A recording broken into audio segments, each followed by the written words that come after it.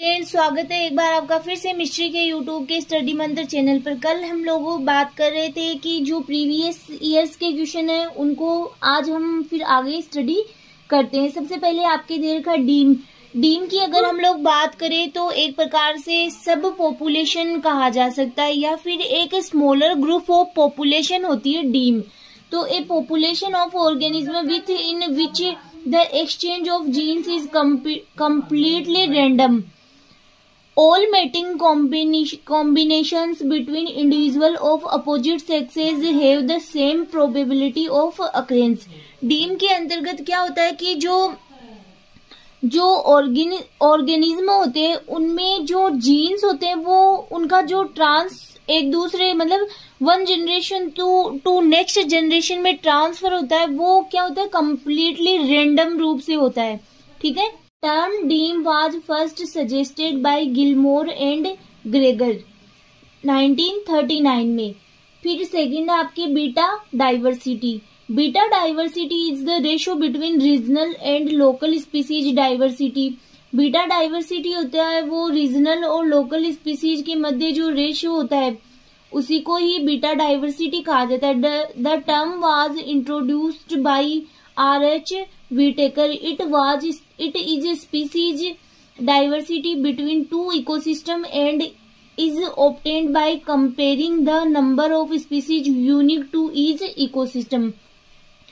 यह एक प्रकार की इस प्रकार की डाइवर्सिटी है जो टू इकोसिस्टम के बीच में पाई जाती है। मतलब अगर दो इकोसिस्टम के बीच में कंपैरिजन करे तो जो डाइवर्सिटी होती है उसे कहा जाता है बीटा डाइवर्सिटी।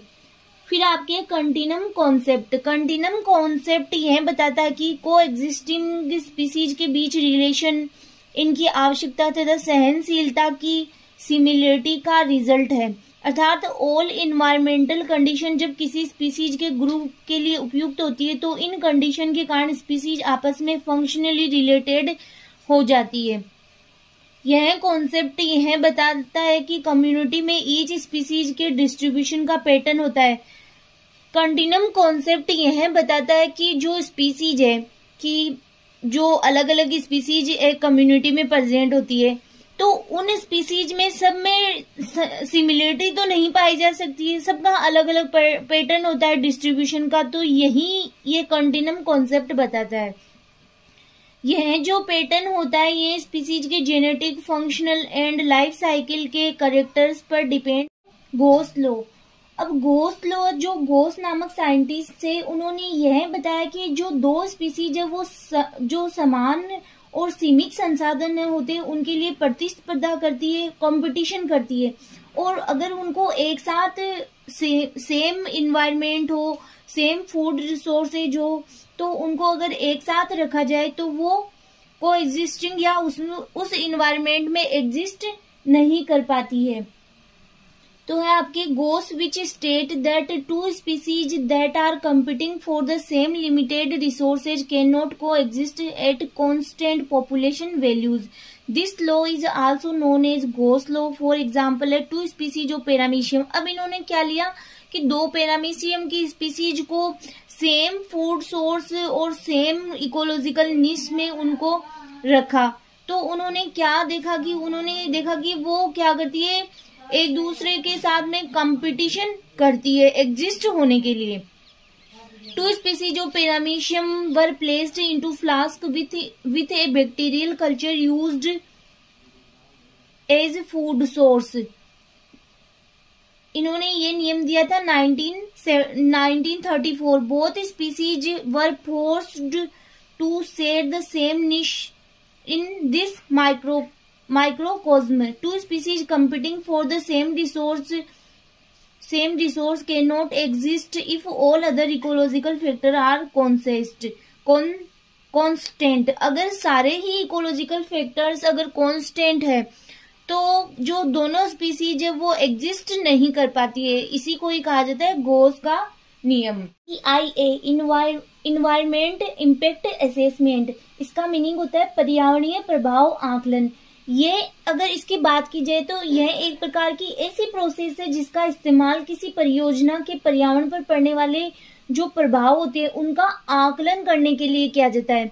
ठीक है, एक प्रकार की ये ऐसी, इसको एक प्रकार से उपकरण कहा जा सकता है एक की, जिसका उपयोग पर्यावरण पर अगर कोई परियोजना इन्वायरमेंट में लाई जा रही है तो उस परियोजना का क्या क्या इम्पैक्ट पर्यावरण पर पड़ रहा है तो उसको जानने के लिए इसका यूज किया जाता है। Environment impact assessment, it is a tool. EIA is a process that identifies both the positive or negative environmental effects of proposed developments to planning permission being considered. EIA term suggested in 1960 as part of increasing environmental awareness.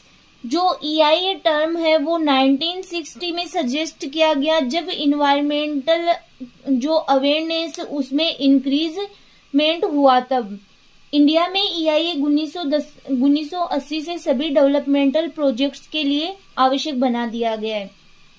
Next आपके hyper volume निश, यह concept Hutchinson ने 1957 में describe किया। इन्होंने बताया कि प्रत्येक पॉपुलेशन का एक इकोलॉजिकल निश होता है, अर्थात कोई पॉपुलेशन एक निश्चित इन्वायरमेंट बाउंड्रीज में ही जीवित रह सकती है या रिप्रोड्यूस कर सकती है। हचिनसन ने बताया कि पॉपुलेशन के लिए एक एनवीमीए हाइपर वॉल्यूम निश होता है जिसमें प्रत्येक पॉइंट ऑर्गेनिज्म के लाइफ से रिलेटेड चेंजेज फैक्टर्स के मान को बतलाता है।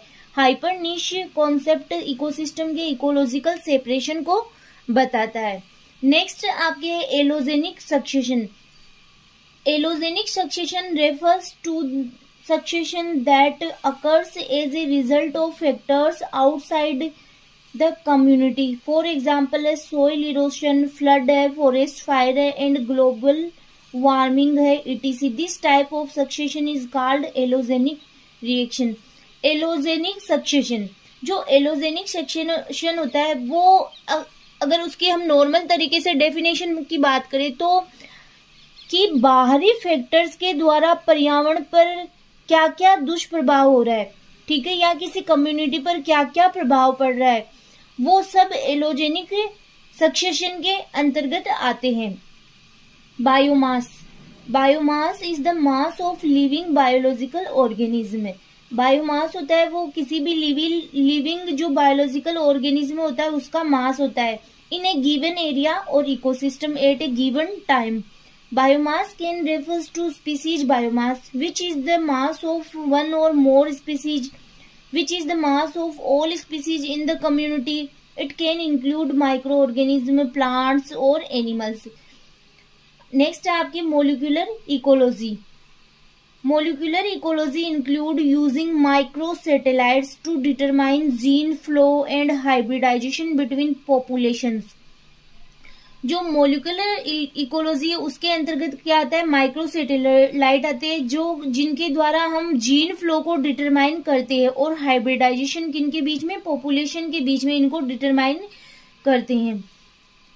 The development of molecular ecology is also closely related to the use of DNA microarray. अब डीएनए माइक्रोएरी हम पढ़ चुके। डीएनए माइक्रोएरीज क्या होते हैं कि डीएनए माइक्रोएरीज एक ऐसी टेक्निक होती है जिसके द्वारा किसी जीन का एक्सप्रेशन का पता लगाया जाता है कि कोई डीएनए या जीन है वो एक्सप्रेस हो रहा है। हमें पता है कोई जीन है डीएनए वो एक्सप्रेस होगा, ठीक है, तो एक्सप्रेस होके प्रोटीन बनाएगा, तो वो कितना एक्सप्रेस हो रहा है, कम हो रहा है या अधिक हो रहा है, इसको जानने के लिए डीएनए माइक्रोएरीज का यूज में किया जाता है। Which allows for the expression of 1000 of different genes. फिर है हॉटस्पॉट।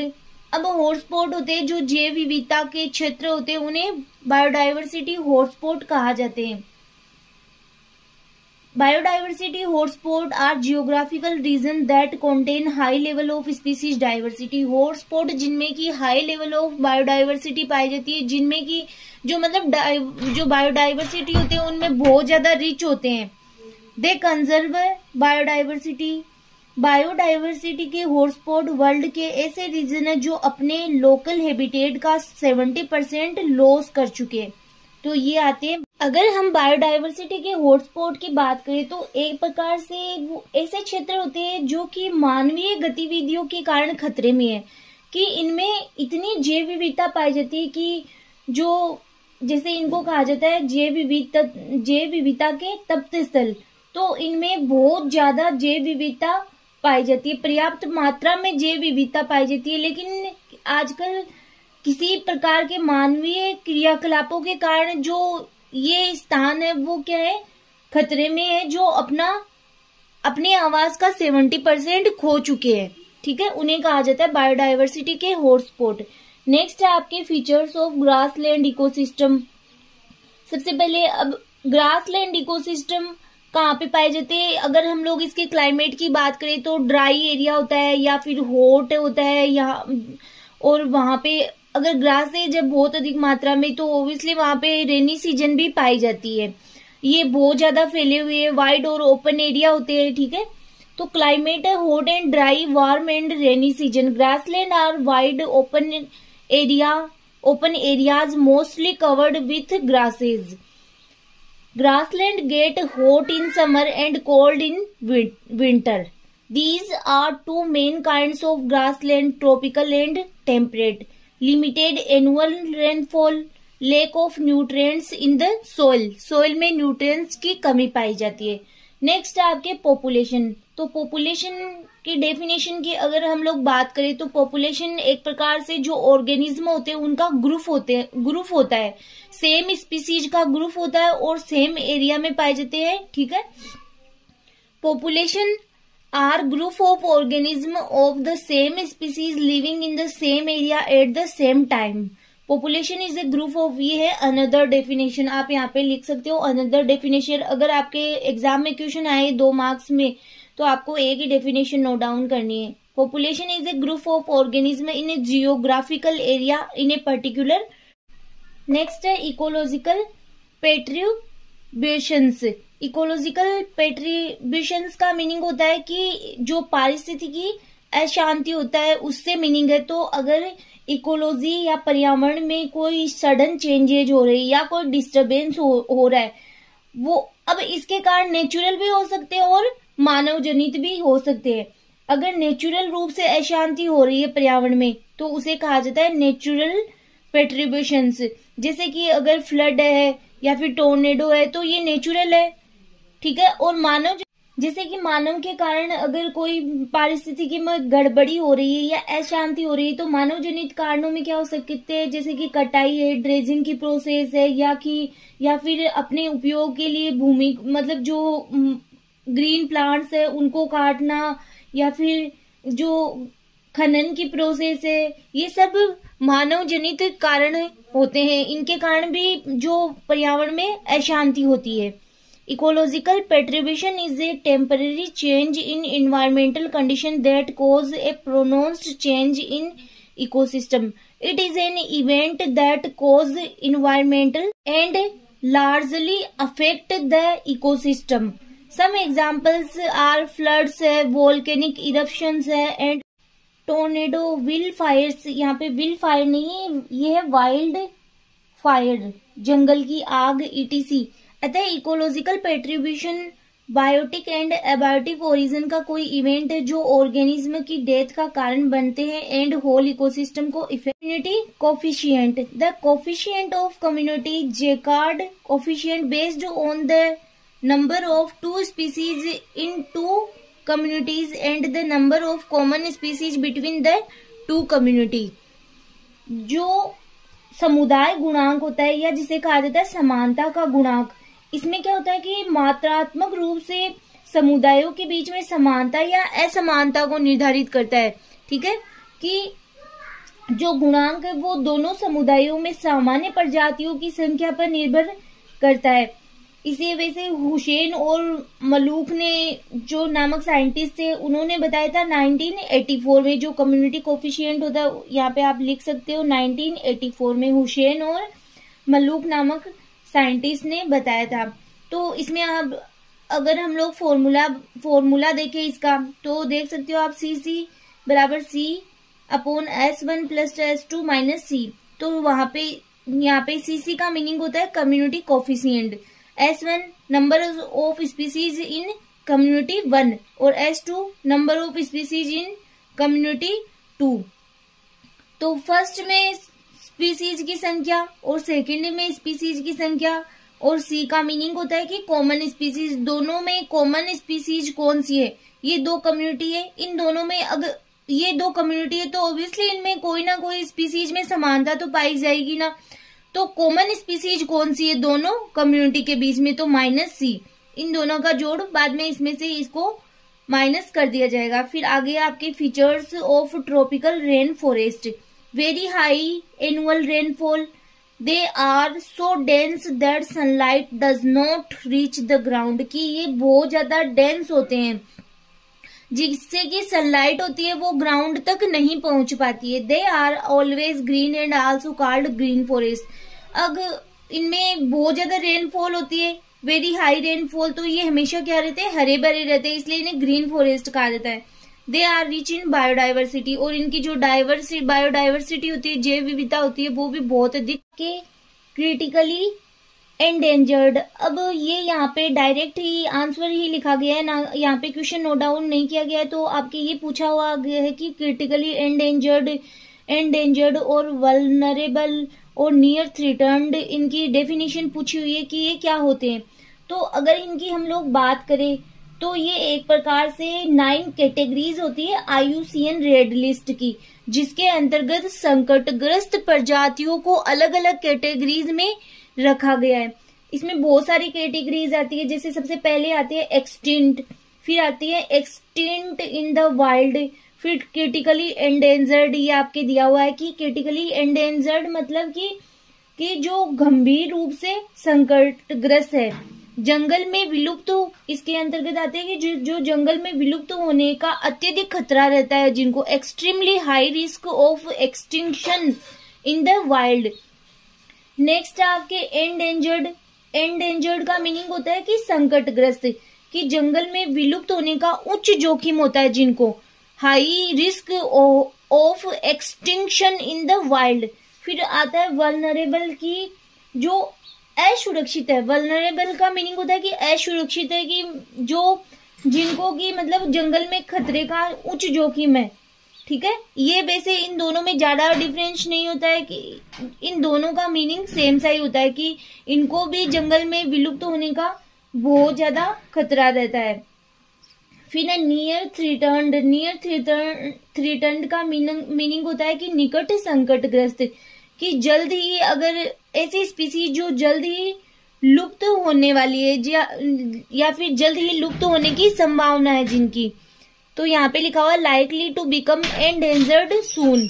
अगर हम लोग इनमें और कैटेगरीज की बात करें, जैसे आपके ये 4 कैटेगरीज हो गई, फिर 5 कैटेगरीज में एक आ जाता है एक्सटिंक्ट, एक आ जाता है आपके लीस्ट कॉन्सर्न्स, या एक आ जाता है डाटा डेफिशिएंट, एक आता है नॉट इवैल्यूएटेड। तो इनके अंतर्गत जो 9 कैटेगरीज होती है, उनके अंतर्गत जो संकटग्रस्त प्रजातियां उनको अलग अलग तरीके से रखा गया है। फिर आपके म्यूचुअलिज्म, ठीक है, म्यूचुअलिज्म का मीनिंग होता है कि इस प्रकार का इंटरेक्शन जिसमें कि जो दोनों स्पीसीज को क्या होता है, इक्वली बेनिफिट होता है, जिसके अंतर्गत जो इंटरेक्शन करने वाली स्पीसीज होती है उन दोनों को ही क्या हो रहा है, बेनिफिट हो रहा है, उसे कहा जाता है म्यूचुअलिज्म। और अगर हम लोग अलग डेफिनेशन की बात करें म्यूचुअलिज्म की, तो उसमें अगर हम लोग ऐसे लिख सकते हैं कि म्यूचुअलिज्म में जो पारस्परिक सहजीविता होती है, जिसके अंतर्गत जो भाग लेने वाली प्रजाति होती है वो क्या होती है, अलग अलग होती है। ठीक है, जिसमें दोनों के बीच में क्या होता है, दोनों को ही बेनिफिट होता है, दोनों को ही फायदा होता है। जैसे कि लाइकेन है, तो लाइकेन में जो भाग लेने वाली दोनों स्पीसीज है उन दोनों को क्या हो रहा है, इसमें बेनिफिट हो रहा है। जैसे कि लाइकेन की अगर हम लोग बात करें तो उसमें फंगस है, एल्गी है, दोनों का रिलेशनशिप होता है। It is A positive interaction between 2 species which both are equally benefited. It is common type of interaction. For example, a lichen है, relationship between fungus and algae. Algae provide food to fungus and fungus provide protection to the algae. तो ये एक प्रकार का सहजीविता का संबंध है इनके अंतर्गत, इनको कहा जाता है कि म्यूचुअलिज्म मतलब सहजीविता। नेक्स्ट है बायोटिक पोटेंशियल या जैविक क्षमता जिसे कहा जाता है। तो इसका मीनिंग होता है कि अगर बायोटिक पोटेंशियल की हम लोग बात करें तो इसकी डेफिनेशन, अगर नॉर्मल तरीके से हम लोग इसकी डेफिनेशन समझे तो जो जीवित जीव होते हैं उनमें अधिकतम प्रजनन क्षमता कितनी है, वो क्या किसके अंतर्गत आते हैं, बायोटिक पोटेंशियल के अंतर्गत आते हैं। कि किसी जीव है या कोई प्रजाति है उसके अंतर्गत प्रजनन और जीवित रहने की कितनी क्षमता है, इसे कहा जाता है biotic potential. Biotic potential is defined as the maximum number of individual a species can produce. Biotic potential the maximum reproductive capacity of an organism under optimum environmental conditions. फिर है एज इफेक्ट। एज इफेक्ट जो topic है वो आपके आगे भी हम इसको थोड़ा डीपली स्टडी करेंगे क्योंकि ये आपके सिलेबस में दे भी रखा है। It is a transition zone, इसे एक प्रकार का ट्रांजिशन जोन भी कहा जा सकता है। ये अगर मैं आपको इसको नॉर्मली समझाऊं तो यहाँ पे आप देख सकते हो कि ये दो अलग अलग टाइप के इकोसिस्टम है, ठीक है। इसके बीच में जो ये रीजन पाया जाता है इसे कहा जाता है इकोटोन, ठीक है, इसे कहा जाता है इकोटोन। अब इसके अंतर्गत जो बहुत ज्यादा बायोडाइवर्सिटी पाई जाती है, अगर ये वाला रीजन देखे तो इसमें बहुत ज्यादा बायोडाइवर्सिटी पाई जाती है। ये एक प्रकार का ट्रांजिशन जोन है। इसे हमने एज इफेक्ट नहीं कहा है, अभी एज इफेक्ट आगे देखेंगे कि इसे कहा जाता है इकोटोन, ठीक है।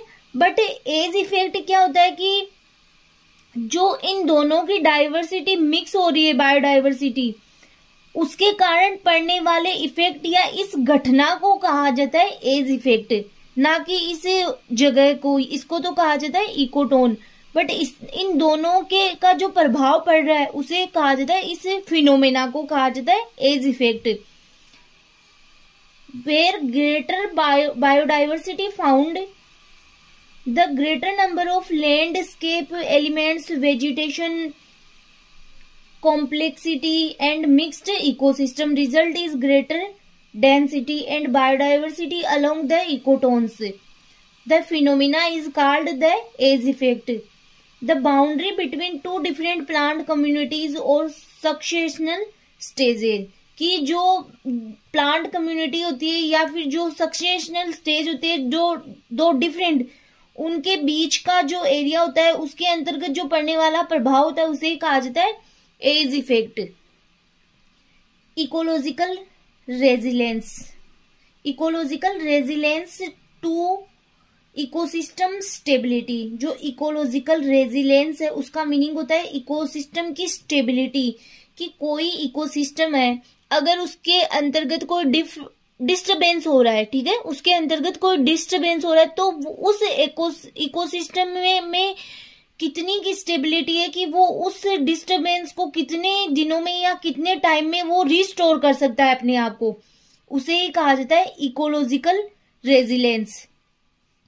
Ecological resilience to ecosystem stability and capacity of tolerating disturbance and restoring itself. Resilience refers to the ability to recover after suffering from the disturbance. तो एक प्रकार से इसको हम कह सकते हैं, ये एक प्रकार से रिकवर होने की एबिलिटी है कि कितने दिनों में कोई इकोसिस्टम है वो अपने आप को रिस्टोर कर रहा है किसी डिस्टरबेंस के कारण। जैसे कोई फ्लड है, किसी एरिया में फ्लड आ रही है, या फिर कोई भी जैसे नेचुरल इवेंट के कारण अगर कोई इकोसिस्टम डिस्टर्ब हो रहा है, वो उससे कितने दिनों में अपने आप को रिस्टोर कर रहा है, वो एबिलिटी ही रेजिलेंस कहलाती है। Shannon-Wiener index. The Shannon-Wiener index is one measure that we will use to try to draw information from samples in the field. The index has been used to measure the effect of habitat quality. The Shannon diversity index has been widely used in population genetics studies. अगर हम लोग Shannon Wiener index की बात करें तो ये एक प्रकार से जैव विविधता से जुड़ा एक सूचकांक इसे कहा जा सकता है, कि एक प्रकार का क्या है, सूचकांक है या इंडेक्स कहा जा सकता है, जिसका इस्तेमाल अगर हम लोग बात करें तो इसका इस्तेमाल किया जाता है कि कहीं पे प्रचुर और पर्याप्त मात्रा में जो प्रजाति है उनके वर्गों को मापने के लिए किया जाता है, ठीक है। इसके अगर नॉर्मल डेफिनेशन की अगर हम लोग बात करें तो प्रचुर और पर्याप्त प्रजातीय वर्गों को मापने के लिए इसका यूज किया जाता है। और सेनर इंडेक्स की गणना है वो प्राकृतिक लघुगणक का इस्तेमाल करके की जाती है। असिमिलेशन एफिशिएंसी कंज्यूमर द्वारा ली गई फूड एनर्जी का वह परसेंट है जो असिमिलेट होकर डेवलपमेंट में काम आती है तथा शेष मल के रूप में निष्कासित हो जाती है। तो इसे ही कहा जाता है असिमिलेशन एफिशिएंसी। फिर आगे है इकोटोन की जैसे हम लोगों ने बात कर ली, तो एक प्रकार का ये जंक्शन जोन होता है या ट्रांजिशन जोन होता है जो टू इकोसिस्टम या टू बायोम्स के बीच में प्रेजेंट होता है। इसे ही कहा जाता है ecotone. An ecotone is a zone of junction और transition area between two biomes. Ecotone is the zone where two communities meet and integrate. For example grasslands between desert और फॉरेस्ट के बीच का जो एरिया होता है transition zone जिसे कहा जाता है वो ही इकोटोन होता है। Difference between mutualism and commensalism. अब म्यूचुअलिज्म भी हम लोगों ने पढ़ लिया और कमेंसलिज्म भी हमने पढ़ लिया। दोनों में डिफरेंस अब आप इजीली लिख सकते हो कि म्यूचुअलिज्म को कहा जाता है सहजीविता और कमेंसलिज्म को कहा जाता है सहभोजिता। म्यूचुअलिज्म की अगर हम लोग बात करें तो म्यूचुअलिज्म में क्या होता है कि जो दोनों इंटरेक्टिव स्पीसीज होती है उन दोनों को ही बेनिफिट हो रहा है। और कमेंसलिज्म भी बेनिफिट तो हो रहा है बट जो दूसरी स्पीसीज होती है वो अनअफेक्टेड रहती है, मतलब उस पर कोई फर्क नहीं पड़ता है, ना तो उसको कोई हार्म होता है ना ही उसको कोई बेनिफिट होता है। तो ये नॉर्मल वन ही डिफरेंस है इसके अंतर्गत, बाकी और कोई डिफरेंस नहीं है। इसका एग्जाम्पल हो जाएगा लाइकेन। कमेंसलिज्म के एग्जाम्पल की बात करें तो hermit crabs using dead gastropods for their protection. जो डेड गैस्ट्रोपस होते हैं उनका जो शेल होता है उनको हर्मिट क्रेब यूज कर लेते हैं अपने प्रोटेक्शन के लिए। मिलीपेड्स ट्रेवलिंग ऑन बर्ड्स, ये तो दो एग्जाम्पल आपके दे रखे कमेंसलिज्म में जो आप नोट डाउन कर सकते हो। फिर रिले फ्लोरोस्टिक एंड इनिशियल फ्लोरोस्टिक में क्या डिफरेंस है। इसके अंतर्गत वो एलिमेंट्स आते हैं जो अबेंडोमेंट के समय इन्वेजन करते हैं। अबेंडनमेंट का मीनिंग होता है कि परित्याग के समय इन्वेजन करते हैं तथा अबेंडोनमेंट के बाद प्रोग्रेसिव डेवलपमेंट होता है जिसमें हब्स सबसे पहले एंड ट्रीज सबसे बाद में आते हैं। तो ये प्रोसेस है, मतलब ये सक्सेशन के अंतर्गत आते हैं, तो वहां पे हम लोग इनको डिस्कस भी करेंगे। इसके अंतर्गत सक्सेशन के दौरान आने वाले तथा बाहर जाने वाले प्लांट्स का इन्वेजन होता है। इसके अंतर्गत इन्वेजन करने वाली प्लांट स्पीसीज सक्सेशन के दौरान अटैक करती। इन्वेजन का मीनिंग होता है अतिक्रमण। तो इसमें और इसमें अंतर क्या होता है कि इसमें तो जो कोई भी एलिमेंट्स आ रहे हैं वो परित्याग के समय इन्वेजन करते हैं, ठीक है, और बाद में प्रोग्रेसिव डेवलपमेंट दिखाते हैं। और इसमें क्या होता है कि इसमें जो स्पीशीज अगर आ रही तो वो सक्सेशन के दौरान ही मतलब प्लांट्स का इन्वेजन हो जाता है, सक्सेशन के दौरान ही अटैक करती है, प्री एग्जिस्टिंग स्पीशीज को हटाकर अपनी जगह बना लेती है कि जो पहले से ही वहां पे जो स्पीशीज प्रेजेंट है उसको हटाकर अपनी जगह बना लेती है। इसे कहा जाता है इनिशियल फ्लोरोस्टिक। फिर रेयर डाटा बुक एक प्रकार का डॉक्यूमेंट होता है जिसके अंतर्गत बहुत सारी रेयर और एंडेंजर्ड स्पीसीज का डाटा है उसको रखा जाता है। इसके अंतर्गत 9 कैटेगरीज आती है जिसको हम आगे डिस्कस भी करेंगे। Rare data book is a document that keeps a record of all of rare and endangered species, animals and plants and fungi. A rare data book is created to identify and protect species that are about to be extinct. कि उन species को identify किया जाता है जो क्या है या तो एंडेंजर्ड है या विलुप्त होने वाली है, उनको आइडेंटिफाई किया जाता है, उनको प्रोटेक्ट किया जाता है और उनको लिस्ट में उनकी लिस्ट बनाई जाती है, ठीक है, वही होती है रेयर डाटा बुक, एक प्रकार का डॉक्यूमेंट है। Publish the rare data book in 1964. It aims to conserve species with the help of scientific knowledge. Next है आपके GPP and NPP, gross primary productivity and net primary productivity. सकल प्राथमिक उत्पादन and शुद्ध प्राथमिक उत्पादन। इन दोनों में अगर डिफरेंस की बात करें तो नॉर्मल सी इजी सी डेफिनेशन अगर आपको मैं बताऊं तो जीपीपी वह दर है या फिर जीपीपी वह कुल रेट है जिस पर सामग्री का उत्पादन होता है, मतलब जिस पर प्रोडक्शन हो रहा है वह क्या है, सकल प्राथमिक उत्पादन या जीपीपी उसे कहा जाता है। और जो एनपीपी होता है कि शुद्ध प्राथमिक उत्पादन जिसे कहा जाता है, तो यह वह दर है जिस पर शोषण से अधिक सामग्री संचित होती है, ठीक है, इसे कहा जाता है NPP. Gross primary productivity is the rate of production of organic matter during photosynthesis. Gross primary productivity का मीनिंग होता है कि is the rate of production of organic matter during synthesis, कि जो कितना प्रोडक्शन है उसका उत्पादन हो रहा है, ठीक है, कितनी सामग्री का उत्पादन हो रहा है, वह होती है gross primary productivity.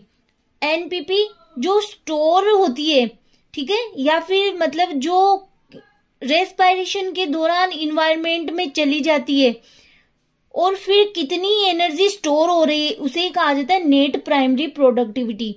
The net primary production is the chemical energy stored in plant biomass after respiratory losses to the environment have been taken into account।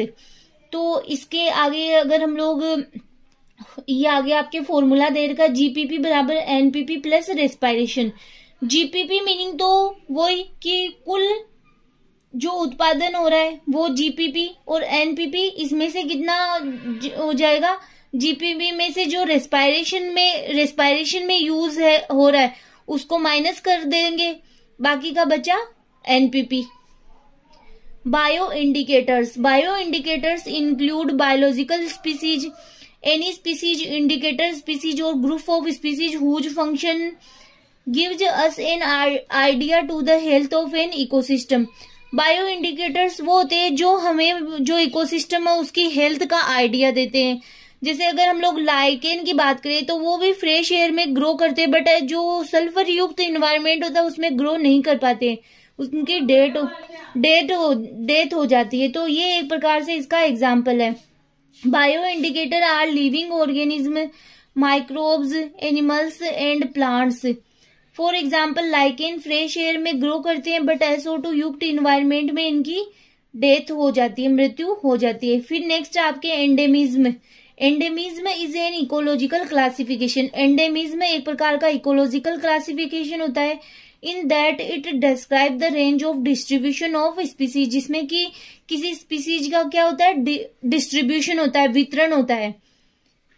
और group of species, endemic species are plant. Endemic species का meaning अगर हम लोग बात करें तो endemic मतलब कि किसी स्पीसीज का किसी एरिया के लिए पर्टिकुलर होना, जैसे कि जो रेडवुड फॉरेस्ट होते हैं वो कैलिफोर्निया के लिए एंडेमिक है।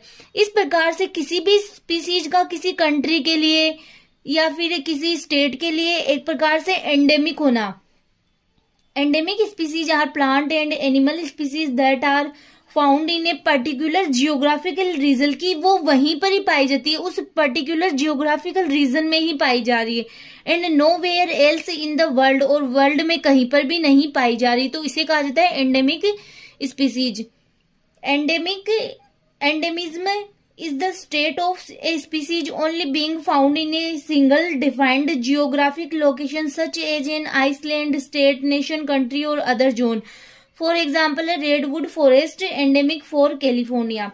Next, ecotype. An ecotype is a population of species that differs genetically from other population of the same species. Ecotype क्या होता है कि एक प्रकार से पॉपुलेशन ही होती है, लेकिन ये अदर टाइप की पॉपुलेशन होती है जो कि क्या होती है, एक पॉपुलेशन से दूसरी पॉपुलेशन जेनेटिकली डिफर होती है, एक दूसरे से जेनेटिकली डिफरेंट हो जाने के कारण ये बिहेवियर मॉर्फोलॉजिकल एंड फिजियोलॉजिकल भी डिफरेंट हो जाते हैं। It is a type of adaptation, ये एक प्रकार का अडेप्टेशन होता है। फिर आपके realised natality. Realized natality means the actual birth rate that prevails in the existing condition. Realised natality जिसे बोला जाता है कि एक प्रकार से एक्चुअल बर्थ रेट होती है किसी भी एग्जिस्टिंग कंडीशन में, इसे कहा जाता है रियलाइज्ड नेटेलिटी। आगे हम पॉपुलेशन जब स्टडी करेंगे तब उस टाइम भी हम स्टडी करेंगे रियलाइज्ड नेटेलिटी, ये सब डेफिनेशन या टर्म वहां पे भी आएगी, तो वहां पे आपको इजीली समझ में आ जाएगा। नेक्स्ट लेक्चर में इसी टॉपिक को हम आगे और डिस्कस करने वाले हैं कि आगे की जो क्वेश्चन है वो नेक्स्ट लेक्चर में स्टडी